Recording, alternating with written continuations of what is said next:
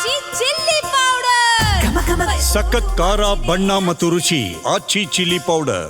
ಕಳೆದ ವಿಧಾನಸಭಾ ಚುನಾವಣೆಯಲ್ಲಿ ಜೆಡಿಎಸ್ ಮಂಕಾಗಿತ್ತು. ಬಿಜೆಪಿ ಜೊತೆ ಸೇರಿ ಮೈತ್ರಿ ಮಾಡಿಕೊಂಡ್ರು ಹೇಳಿಕೊಳ್ಳುವಷ್ಟು ಶಕ್ತಿ ಬದಲಾವಣೆ ಆಗ್ತಾ ಇಲ್ಲ. ಅದಕ್ಕೆ ಜೆಡಿಎಸ್ ಚಿಹ್ನೆ ಬದಲಾವಣೆ ಮಾಡಲು ದಳಪತಿಗಳು ಹೊರಟಿದ್ದಾರೆ. ಇನ್ನೊಂದು ಕಡೆ ರಾಜ್ಯ ರಾಜಕಾರಣಕ್ಕೆ HDK ಕಂಬ್ಯಾಕ್ ಮಾಡ್ತಾರೆ ಅನ್ನೋ ಸುದ್ದಿ ದೊಡ್ಡ ಮಟ್ಟದಲ್ಲಿ ಸದ್ದು ಮಾಡ್ತಾ ಇದೆ. ಈ ಬಗ್ಗೆ ಒಂದು ರಿಪೋರ್ಟ್ ಇದೆ, ನೋಡ್ಕೊಂಡು ಬನ್ನಿ.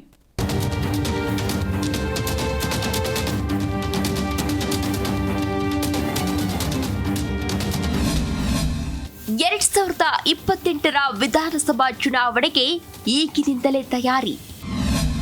ಮತ್ತೆ ರಾಜ್ಯ ರಾಜಕಾರಣಕ್ಕೆ ಕುಮಾರಸ್ವಾಮಿ ಕಂಬ್ಯಾಕ್. 2028ರ ಕರ್ನಾಟಕ ವಿಧಾನಸಭಾ ಚುನಾವಣೆಗೆ ರಾಜ್ಯದ ಹಲವು ಘಟಾನುಘಟಿ ನಾಯಕರು ಈಗಿನಿಂದಲೇ ತಯಾರಿಯನ್ನ ಶುರು ಮಾಡಿದ್ದಾರೆ.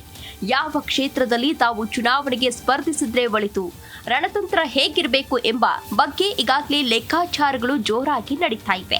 ಈ ಸಾಲಿನಲ್ಲಿ ಈಗಾಗಲೇ ಬಿಜೆಪಿಯ ಪ್ರತಾಪ್ ಸಿಂಹ, ಸುಮಲತಾ ಅಂಬರೀಶ್ ಹಾಗೂ ನಿಖಿಲ್ ಕುಮಾರಸ್ವಾಮಿ ಅವರ ಹೆಸರು ಕೇಳಿ ಬರ್ತಾ ಇದೆ. ಇದರ ಜೊತೆಗೆ HD ಕುಮಾರಸ್ವಾಮಿ ಅವರು ಮತ್ತೆ ರಾಜ್ಯ ರಾಜಕೀಯಕ್ಕೆ ರಿಟರ್ನ್ ಆಗ್ತಾರೆ ಅನ್ನೋ ದೊಡ್ಡ ಸುಳಿವು ಕೂಡ ಸಿಕ್ಕಿದೆ.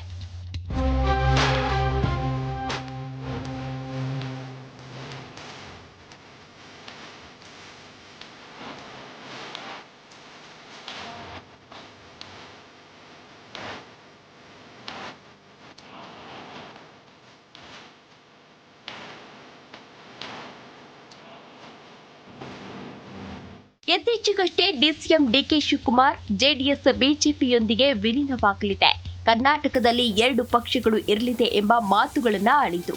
ಇದರ ಬೆನ್ನಲ್ಲೇ ಆಕ್ಟಿವ್ ಆಗ್ತಿರೋ ಕುಮಾರಸ್ವಾಮಿ ಅವರು ಮತ್ತೆ ರಾಜ್ಯ ರಾಜಕಾರಣದತ್ತ ಚಿತ್ತ ಹರಿಸಿದ್ದಾರೆ ಎನ್ನಲಾಗಿದೆ.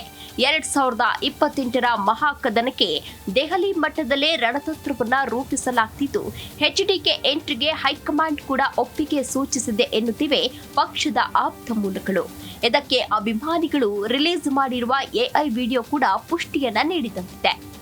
ಇನ್ನು ಇದಕ್ಕೆ ಕಾಂಗ್ರೆಸ್ ನಾಯಕರು ಮಾತ್ರ ವ್ಯಂಗ್ಯವಾಡಿದ್ದು, ಯಾವ ಪಕ್ಷದಿಂದ ರಾಜ್ಯ ರಾಜಕಾರಣಕ್ಕೆ ಬರ್ತಾರೆ ಅಂತ ಪ್ರಿಯಾಂಕ್ ಖರ್ಗೆ ಕಿಂಡಲ್ ಮಾಡಿದ್ದಾರೆ. ಕಲಬುರಗಿಯಲ್ಲಿ ಮಾತನಾಡಿದ ಸಚಿವ ಪ್ರಿಯಾಂಕ್ ಖರ್ಗೆ ರಾಜ್ಯದಲ್ಲಿ ಎಲ್ಲಾದರೂ ಜೆಡಿಎಸ್ ಪಕ್ಷ ಉಳಿದಿದ್ಯಾ ಅಂತ ಪ್ರಶ್ನೆ ಮಾಡಿದ್ದಾರೆ. ಇತ್ತ ಸಾರಿಗೆ ಸಚಿವ ರಾಮಲಿಂಗಾರೆಡ್ಡಿ ಕೂಡ ಮಾತನಾಡಿ, ಬಿಜೆಪಿ ಜೊತೆ ಜೆಡಿಎಸ್ ಇರುವವರೆಗೂ ಅದು ದುರ್ಬಲವಾಗುತ್ತಾ, ಮುಂದೆ ಜೆಡಿಎಸ್ ಭವಿಷ್ಯವೇ ಮುಕ್ಕಾಗುತ್ತೆ ಅಂತ ತಿಳಿಸಿದ್ದಾರೆ. ಪ್ಲಾಟ್ನಲ್ಲಿ ಆಗಲೇ ಬಿಜೆಪಿಯವರು ಬಹುಮಾಡಿ ಎತ್ತರದ ಕಟ್ಟಡಗಳು ಕಟ್ಕೊಂಡಿದೆ. JDS ಅನ್ನ ಅಕ್ರಮ ಮಾಡ್ಕೊಂಡಿದಾರಲ್ಲ ಆಗ್ಲೇ. ಇವಾಗ JDS ಉಳಿದಿದೆಯಾ ಎಲ್ಲನ ಹೇಳಿ? ಇವತ್ತು ಅವರ ಸಂಬಂಧಿಕರೇ ಬಿಜೆಪಿ ಟಿಕೆಟ್ ನಲ್ಲಿ ನಿಲ್ತಾರೆ ಅಂದ್ರೆ ಆ ಪಾರ್ಟಿ ಎಷ್ಟು ಪ್ರಬಲವಾಗಿದೆ ಅಂತ ನೀವೇ ಯೋಚನೆ ಮಾಡಿ. ಏನಾಗುತ್ತೆ? ಮುಂಚೆನೂ ಇದ್ರಲ್ಲ, ಆಗಿತ್ತ ಹೇಳಿ? ಯಾವಾಗನ ಸ್ವಂತ ಬಲದ ಮೇಲೆ ಬಿಜೆಪಿಯವರು JDS ಅವರು ಬಂದಿದ್ದಾರೆ ಏನ್ರಿ? 2028ಕ್ಕೆ ಮತ್ತೆ ನಮ್ಮದೇ ಸರ್ಕಾರ ಬರುತ್ತೆ, ಯಾವ ಗೊಂದಲನೂ ಇದರಲ್ಲ. ಅವರ ಸಂಖ್ಯೆ BJP JDS ಇರೋದಕ್ಕಿಂತಲೂ ಕಡಿಮೆ ಆಗುತ್ತೆ. ಕಾರಣ ಏನಂದರೆ ಅಲ್ಲಿ ನಾಯಕತ್ವದ ಕೊರತೆ, ಮತ್ತು ಜನಕ್ಕೆ BJP ಬಗ್ಗೆ ವಿಶ್ವಾಸ ಇಲ್ಲ. ವಿಶ್ವಾಸ ಇಲ್ಲದೆ ಇರೋದ್ರಿಂದ ಅವರು ಜನ ಮತ ಹಾಕಲ್ಲ, ಮತ್ತೆ ನಮಗೆ ಹಾಕ್ತಾರೆ. ಪಕ್ಷದ ಚಿಹ್ನೆ ಬದಲಾವಣೆಗೆ ಮುಂದಾದ JDS. ತೆನೆ ಹೊತ್ತ ಮಹಿಳೆ ಬದಲಿಗೆ ಮತ್ತೇನು ಹೊಸದು? ಹೌದು, ಬಿಜೆಪಿ ಜೊತೆ ಮೈತ್ರಿ ಆದ್ರೂ JDSಗೆ ಹೆಚ್ಚೇನು ಶಕ್ತಿ ಸಿಕ್ಕಂತೆ ಕಾಣ್ತಿಲ್ಲ.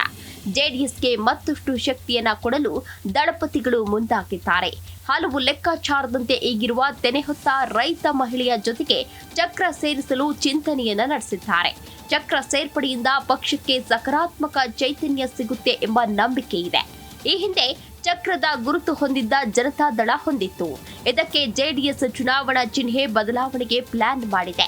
ಈ ಬಗ್ಗೆ JDS ಕೋರ್ ಕಮಿಟಿ ಸಭೆಯಲ್ಲಿ ದೇವೇಗೌಡರ ಸಲಹೆಯಂತೆ ನಡೆಸಲಾಗಿದೆ. ಹೀಗಾಗಿ ಚುನಾವಣಾ ಆಯೋಗಕ್ಕೆ ಶೀಘ್ರದಲ್ಲೇ ಚುನಾವಣಾ ಚಿಹ್ನೆಯನ್ನ ಕೊಂಚ ಬದಲಾವಣೆಗೆ ಅರ್ಜಿ ಸಲ್ಲಿಕೆಯನ್ನ ಮಾಡಲಾಗಿದೆ. ಚುನಾವಣಾ ಆಯೋಗದಿಂದ ಹೊಸ ಚಿಹ್ನೆಗೆ ಅನುಮತಿ ಸಿಕ್ಕ ಕೂಡಲೇ JDSನ ಹೊಸ ಚುನಾವಣಾ ಚಿಹ್ನೆ ಬಿಡುಗಡೆಯಾಗಲಿದೆ. ಚುನಾವಣಾ ಚಿಹ್ನೆ ಬದಲಾವಣೆ ಹಿಂದೆ ಒಂದಷ್ಟು ಭಾವನಾತ್ಮಕ ಲೆಕ್ಕಾಚಾರಗಳಿವೆ. ತೆನೆ ಹೊತ್ತ ಮಹಿಳೆ ಚಿಹ್ನೆಯ ಹಿಂದೆ ಚಕ್ರ ಸೇರಿಸೋದ್ರಿಂದ ಚಲಿಸುವಂತೆ ಕಾಣುತ್ತದೆ. ಇದು ಪಕ್ಷಕ್ಕೆ ಸಕಾರಾತ್ಮಕವಾದ ಶಕ್ತಿಯನ್ನ ಕೊಡುತ್ತದೆ.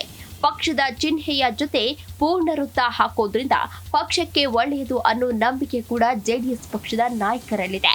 ಈ ಹಿಂದೆ ಜೆಡಿಎಸ್ ಪಕ್ಷ ಚಕ್ರದ ಚುನಾವಣಾ ಚಿಹ್ನೆಯನ್ನ ಹೊಂದಿತ್ತು. ಬಳಿಕ ಟ್ರ್ಯಾಕ್ಟರ್ ಗುರುತು ಹೊಂದಿತ್ತು. ಟ್ರ್ಯಾಕ್ಟರ್ ವಾಹನವನ್ನೇ ಹೋಲುವ ಚಿಹ್ನೆಗಳನ್ನ ಪಕ್ಷೇತರ ಅಭ್ಯರ್ಥಿಗಳು ಕೆಲವು ವಿಧಾನಸಭಾ ಕ್ಷೇತ್ರಗಳಲ್ಲಿ ಪಡೆದಿದ್ದರಿಂದ ಜನತಾದಳ ಅಭ್ಯರ್ಥಿಗಳಿಗೆ ಕೆಲವೆಡೆ ಸೋಲು ಉಂಟಾಗಿತ್ತು.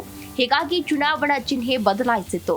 ಸದ್ಯ ತೆನೆ ಹೊತ್ತ ರೈತ ಮಹಿಳೆಯ ಜೊತೆಗೆ ಚಕ್ರವನ್ನ ಸೇರಿಸಲು ಜೆಡಿಎಸ್ ಪ್ಲಾನ್ ಮಾಡಿದೆ. ಚಿಹ್ನೆಯ ಅಪ್ಡೇಟ್ನಿಂದ ಜೆಡಿಎಸ್ ಪಕ್ಷಕ್ಕೆ ಚುನಾವಣೆಯಲ್ಲಿ ಅದೃಷ್ಟ ಕುಲಾಯಿಸುತ್ತಾ ಅನ್ನೋದು 2028ರ ಅಸೆಂಬ್ಲಿ ಚುನಾವಣೆಯ ಬಳಿಕ ಗೊತ್ತಾಗಲಿದೆ. ಬೇಗ ಅಪ್ಡೇಟ್ ಚುನಾವಣಾ ಚಿಹ್ನೆ ಸಿಗದೆ ಇದ್ರೆ ಮುಂದಿನ 2028ರ ವಿಧಾನಸಭಾ ಚುನಾವಣೆಗೆ ಹೊಸ ಚಿಹ್ನೆ ಪಡೆದು ಸ್ಪರ್ಧಿಸಬಹುದು ಎನ್ನಲಾಗಿದೆ. ಇತ್ತ ಎಚ್ಡಿಕೆಯು ಮತ್ತೆ ರಾಜ್ಯ ರಾಜಕಾರಣ ಎಂಟ್ರಿಯ ಸುಳಿವು ಕೊಟ್ಟಿದ್ದು ಹೊಸ ದಾಳ ಉರುಳಿಸಲಿದ್ದಾರೆ.